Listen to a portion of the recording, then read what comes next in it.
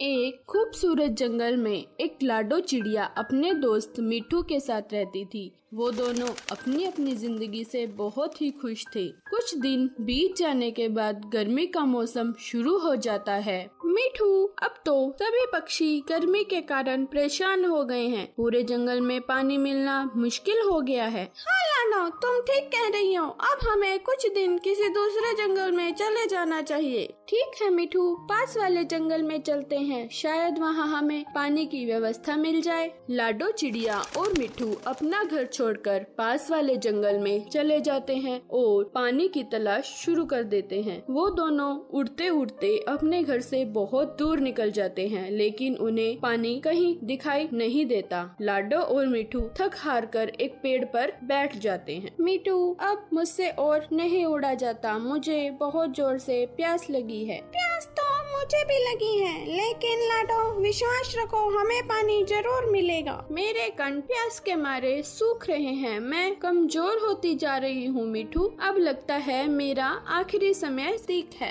ऐसा मत बोलो लाडो, मैं तुम्हारे लिए अभी पानी लेकर आता हूँ। मिठू आसपास देखता है तो उसे एक गोरैया का घर दिखाई देता है। मिठू उस घर में जाता है और आवाज लगाने लगता है, कोई है यहाँ, जल्दी बाहर आओ। क्या हुआ भाई, ऐसे क्यों चिल्ला रहे हो? तुम हो कौन? इस जंगल के पक्षी तो दिखाई नहीं देते हो तुम। हाँ गोरिया, मैं और मेरा दोस्त पास वाले जंगल से आए हैं। वहाँ सूखा पड़ गया है, कृपया करके तुम मेरी सहायता करो। मेरा दोस्त प्यास के मारे तड़प रहा है, अगर आपके पास थोड़ा पानी है तो दे दो।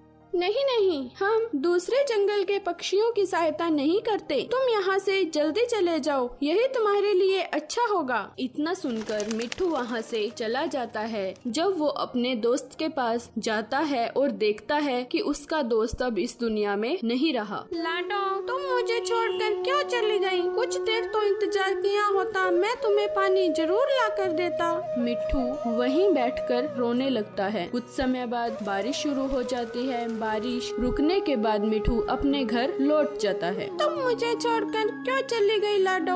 अब मैं अकेला रह गया हूँ, अब मेरा मन नहीं लगता। वहीं दूसरी ओर गोरैया अपने बच्चे के साथ प्यास के मारे तड़प रही होती है, क्योंकि अब उनके जंगल में भी सूखा पड़ गया था। वो दोनों पास वाले जंगल में जाने का फैसला करते हैं। कुछ दूर जाने के बाद गोरैया का बच्चा नीचे गिर जाता है। क्या हुआ बेटा? माँ, मुझे बहुत जोर से प्यास लगी है, अब मैं और नहीं उड़ सकता। मेरे बच्चे, तुम यहीं रुको, मैं तुम्हारे लिए पानी लेकर आती हूँ। गोरैया वहाँ से जाती है और उसे एक घर दिखाई देता है।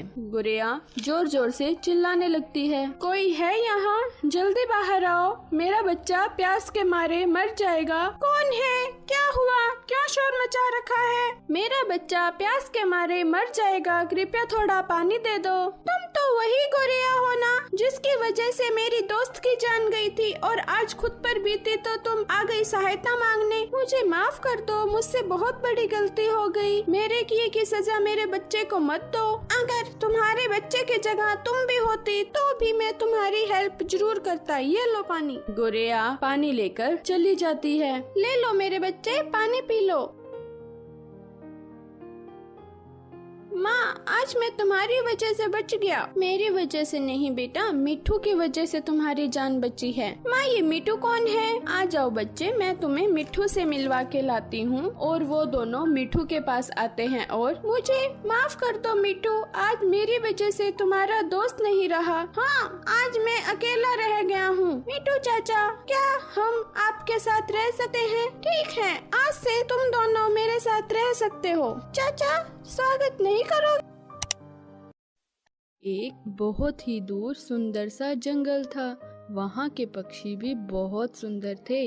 उसी जंगल में एक कौवा अपनी माँ चमेली के साथ रहता था और कौवा दिनों दिन शरारती होता जा रहा था। बेटा, आजकल तुम बहुत शरारती हो गए हो। अगर ऐसा ही चलता रहा तो जंगल के पक्षी तुम्हें मार देंगे। माँ, इस जंगल में मुझसे ताकतवर अभी पक्षी पैदा ही नहीं हुआ। माँ, जो मुझसे टक्कर ले सके। जंगल के सभी पक्षी मुझसे बहुत डरते हैं और मुझे कौवा राजा कहकर बुलाते हैं। माँ, बेटा, भगवान ना करे, अगर तुम्हें कुछ हो गया तो मेरा जीना मुश्किल हो जाएगा। अभी भी वक्त है बेटा, सुधर जाओ।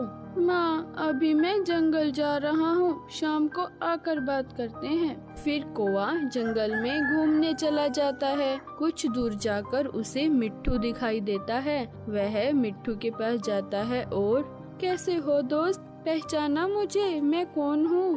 हाँ, तुम इस जंगल के बदमाश पक्षी हो। माँ ने कहा था तुम्हारे साथ रहना ही बेकार है। तुम्हारी इतनी हिम्मत कि मुझे अनाप शनाप बक रहे हो। अभी बताता हूँ तुम्हें। बोलो, क्या बोला है तुम्हारी माँ ने? गलती हो गई, मुझे माफ कर दो भाई, तुम तो इस जंगल के राजा हो। तुम्हें माफी तभी करूँगा जब तुम मेरे गुलाम बनकर रहोगे। ठीक है, आज से मैं तुम्हारी जय जयकार करूँगा। ठीक है, चलो मेरे साथ जंगल में। फिर वो दोनों जंगल में घूमने चले जाते हैं। मिट्ठू भी डर जाता है और कौवे के साथ चला जाता है। कुछ दूर जाकर कौवे को एक लाडो चिड़िया दिखाई देती है। वो दोनों लाडो के पास चले जाते हैं। लाडो चिड़िया, पिछली बार जब तुमने अंडे दिए थे तो तुम खुद लेकर आई थी मेरे पास अंडे। इस बार अंडे भी दे दिए और खबर तक नहीं की। क्या बात, तुम्हें इस जंगल में नहीं रहना है क्या? दुष्ट कौवे, इस बार मैं तुम्हें अपने अंडे नहीं पीने दूंगी। इन अंडों में मेरे बच्चे हैं। मेरा भी एक सपना है माँ बनने का। मिट्ठू भाई, लाडो चिड़िया को जरा बता दो मैं कौन हूँ। लाडो चिड़िया, ये जंगल के दादा हैं। इनके बिना कोई परिंदा भी पर नहीं मारता। जैसा ये कहते हैं वैसा करो, यही तुम्हारे लिए अच्छा होगा। ये तो पापी कौवा है, लेकिन तुम तो जंगल के मिट्ठू राजा हो, तुम तो ऐसा मत करो। राजा तो ये है जंगल के, मैं तो इनका दास हूँ। लाडो, तुम अंडे मुझे देते हो या नहीं? नहीं कौवे, इस बार मैं तुम्हें अपने अंडे नहीं पीने दूंगी। तुम ऐसे नहीं मानोगी लाडो चिड़िया। मिट्ठू, मारो इसे। मिट्ठू उसे मार मार कर घायल कर देता है। लाडो बेहोश हो जाती है और पेड़ से नीचे गिर जाती है। शाबाश मिट्ठू, तुम मेरे गुलाम बनने के लायक हो। अभी मैं एक बार अंडे पी लेता हूँ, बहुत दिन हो गए हैं अंडे पिए को। फिर वो कौवा दोनों अंडे पी जाता है। अभी पेट नहीं भरा, मुझे 2 अंडे और पीने हैं। चलो मिट्ठू, किसी और पक्षी के अंडे देखते हैं। फिर वो दोनों अंडों की तलाश में निकल जाते हैं। कुछ दूर जाकर उन्हें एक घोंसले में अंडे दिखाई देते हैं। कौवे भाई, वो रहे अंडे, चलो। फिर वो दोनों उन अंडों के पास जाते हैं और कौवा उन अंडों को तोड़कर पीने लगता है। लेकिन वो नहीं जानते थे कि वो अंडे खूंखार बाज पक्षी के हैं। तभी वहाँ वो बाज आ जाता है। पापी कौवे, तुमने ये क्या कर दिया? मेरे अंडे तोड़कर पी गया। बाज अपना हथियार उठाता है और कौवे और मिट्ठू के पंख काट देता है। मिट्ठू और कौवा पेड़ से नीचे आ गिरते हैं। भाई, ये क्या हो गया? अब हम घर कैसे जाएंगे? हाँ मिट्ठू, अब हम दोनों अपाहिज हो गए हैं। हमें ऐसा नहीं करना चाहिए था। फिर कौवे को अपनी माँ की याद आती है। माँ ठीक कहती थी, मुझे बहुत समझाया था लेकिन मैं नहीं माना। और मिट्ठू, तुम्हारी माँ भी ठीक कहती थी। मुझे माफ कर देना मिट्ठू, मेरी वजह से तुम भी अपाहिज हो गए। तो हाँ जी दोस्तों, अगर हम किसी के दुख का कारण बनते हैं तो हमें भी बहुत तकलीफ होती है आगे जाकर। इसीलिए दोस्तों